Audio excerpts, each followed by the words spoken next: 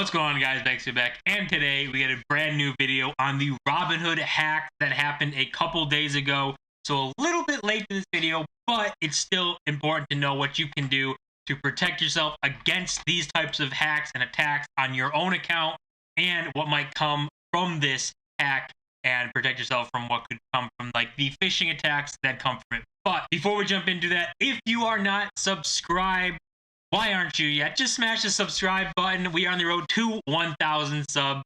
And let's hop into this Robinhood news. And first, we can look at the chart here for Robinhood. Just a quick glimpse to see how this news affected the stock, because it is a publicly traded company now. And we can see it was about 4 days ago. So 2, 3, 4. So about up here, you can see a pretty decent drop in price from even this came out 37.21 down to $33 and kind of rebounding now. But a little bit of a move, nothing really crazy, but not a good look for them at all. And this is the hack itself, an article talking about the hack, saying millions of customers and names and email addresses were taken in this data breach.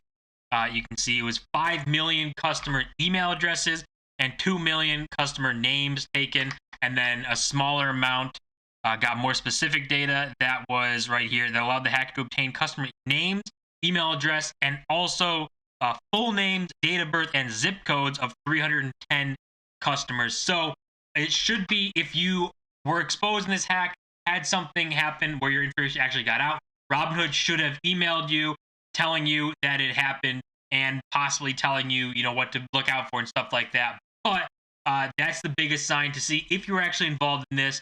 Check your email, see if Robinhood emailed you and said that your information got leaked because of this hack. But there's a lot of information coming out from this hack. But from Robinhood, what they say is no social security numbers, bank accounts, debit card numbers were exposed. So no immediate financial loss to customers. Keyword on immediate. So no way that they can actually go and just take your money or spend your money without you really knowing. But with access to your email address and your name, Robinhood's newest feature was phone support, and you could call Robinhood, ask them questions about stuff happening on the brokerage, about stocks, all of that stuff. So now somebody can pretend to be Robinhood support and kind of contact you, and they'll know your email with your account. They'll know your full name. They could even know where you live, your date of birth, and really pretend to be a Robinhood customer support person. So I would just say, if you didn't call them and they called you or emailed you, probably ignore it. That'd be your best bet to do. Like this says, it's precisely that kind of information that malicious hackers can use to facilitate further attacks against victims, like targeted phishing emails, since names and date of birth can often be used to verify a person's identity. Lots of things there. People would be much more inclined to believe you are who you say you are. If you say you're a Robinhood customer support person and you can tell them their email account on their email address on their account, you can tell them their full name, you can tell them their age, you can tell them where they live. If you can do that, I mean, it'd be very hard for someone to say, this person's not with Robinhood if they weren't aware of these hacks in the first place. And we have seen hacks like this before in the past, like on Twitter here. Twitter's employees, this was someone pretended to be like a Twitter admin or Twitter, like someone within Twitter, and it says Twitter's employees, and they tricked them into Twitter employees and thinking the hacker was an employee, allowing the hacker access to an internal Twitter admin tool, which allowed him to hijack high-profile accounts and spread a cryptocurrency scam. We saw that earlier in the year when all these verified accounts were pushing this crypto scam, like saying send Bitcoin and we'll double it, we'll send you double back. So we saw this happen before. And the same thing can happen with this Robinhood stuff, with an email directly to you if you were exposed, kind of saying, I'm from Robinhood support. Hello, they'll put your whole name, from Robinhood support. We're noticing fishy activity with your account. Would you provide your password, do all this, or their authentication, and then kind of try and take your money from your Robinhood account, or sell stocks, take the money, and do all of that kind of stuff with your Robinhood account. So we don't want to see that happen. So easy ways to go about making sure that doesn't happen is to put two-factor on your Robinhood account. So you can open your Robinhood app, and I'm just blurring my investment right now, the total there, because that's for another video in the future here. But you can go to your person icon, your account on the bottom right here, click that, and then you click the top, the 3 lines, open this menu. Then you go to security and privacy, and then make sure you go to two-factor authentication. You click that, and then you turn on two-factor authentication. Make sure that it's turned on, and then you make sure that it's connected app-based once you turn it on, and connected to something like Google Authenticator.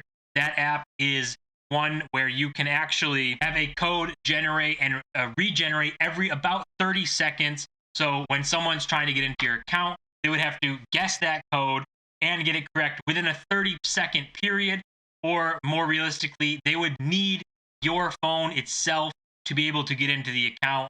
Otherwise, they're just not getting in. So it's a good way to protect your account, make sure that only you have access to it, or if someone gets your phone and can get into your phone and then get into the app and then also get into the authenticator, things have to be going very wrong for that to happen. So obviously, it's just whoever has your phone, typically just you, would be able to access the account, and no one could do it remotely. Another thing you might want to do is go to your phone service provider and tell them that you only want to make, if you ever want to make a SIM card swap, that it has to be in person with photo ID. A lot of times that doesn't really work. A lot of times they ignore that. They're not very good with that.